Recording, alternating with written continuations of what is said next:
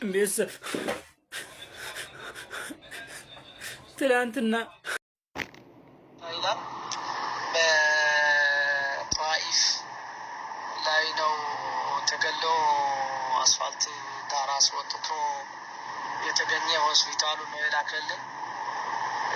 ፎቶው ይሄ ነው፣ ድሮ ተይዞ የሄደበት ፎቶ ማለት ነው። እና እስኪ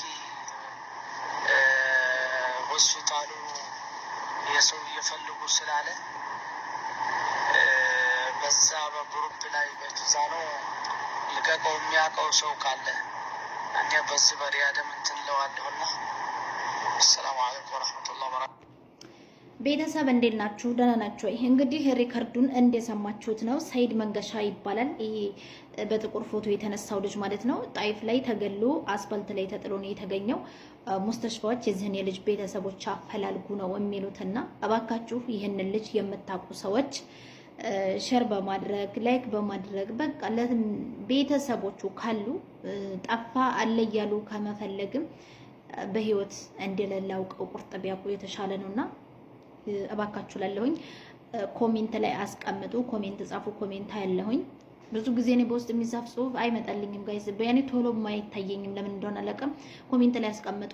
ቤተሰብ የሆናችሁ ሰዎች እኔ ከአለበት ሙስተሽፋ ጋር እናገናኛችኋለን ማለት ነው። ከዚህ ከሰውዬ ጋራ እኔ ያገናኛችኋለሁ ማለት ነው።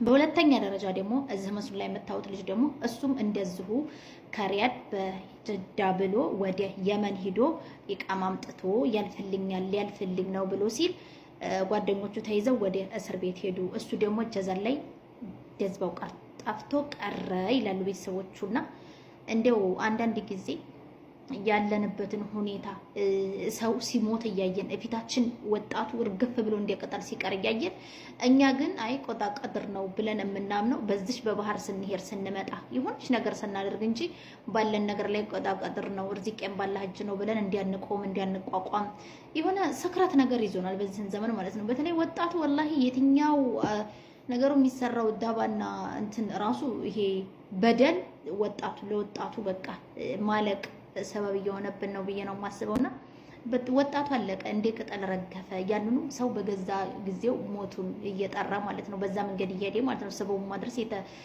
ግድ ነው። ታያችሁ እንግዲህ የዚህ ልጅ ጀዛን ላይ ነው ጠፍቶ የቀረው አባካችሁ ይላሉ። ይሄኛው ደግሞ በህይወት የለም። የነዚህን ቤተሰብ ያስፈልጋል። አላገል በጣም ከባድ ነው። በነገራችን ላይ እንደዚህ አይነት ነገር ማስተናገድ በጣም ይከብዳልና እስኪ ያላ ኸይሩን ነገር ይሻለን። እንደው ወጣቱን ሀገሩን ሰላም አድርጎልን በሀገሩ ላይ ያረጋጋልን እላለሁኝ። ሼር አድርጉት እስኪ ምን እንደምልና ከየት ወዴት እንደምጀምረው አላቅም። እባካችሁ ይህንን ቪዲዮ ሼር አድርጉት፣ ላይክ አድርጉት።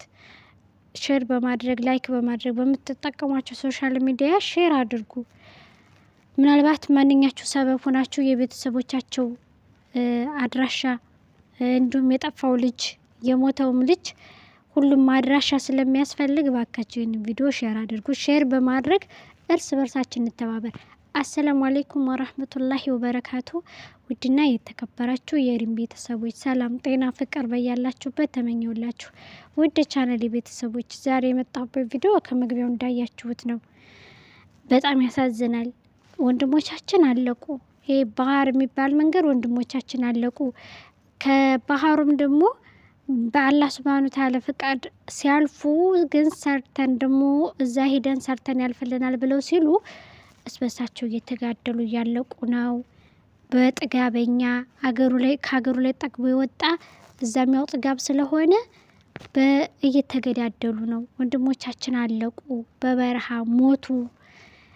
ያለ አላህ የሚገላቸው እያለ እስበሳቸው እየተጋደሉ ነው። እንደ ወዲት ነው ታዲያ የምንጮኸው? እስቲ አሁን እንግዲህ ይሄ ልጅ ተገድሎ ነው የተገኘው ተባለ። ውድ ቻናሌ ቤተሰቦቹ በህይወት አለ እያሉ እድሜ ልካቸውን በጣም ነው የሚያሳዝኑት። በጣም ኖራ ይሆን ሞታ ይሆን እያሉ በጣም ነው የሚያሳዝኑት። እባካችሁ ሼር አድርጉት። ባለፈ የቴዲ ሞት የብሬክስን ወንድም የሱን ሳንጨርስ ድጋሜ ደግሞ ሌላ ጉድ ሌላ መከራ። እባካችሁ ይህንን ቪዲዮ ሼር አድርጉት።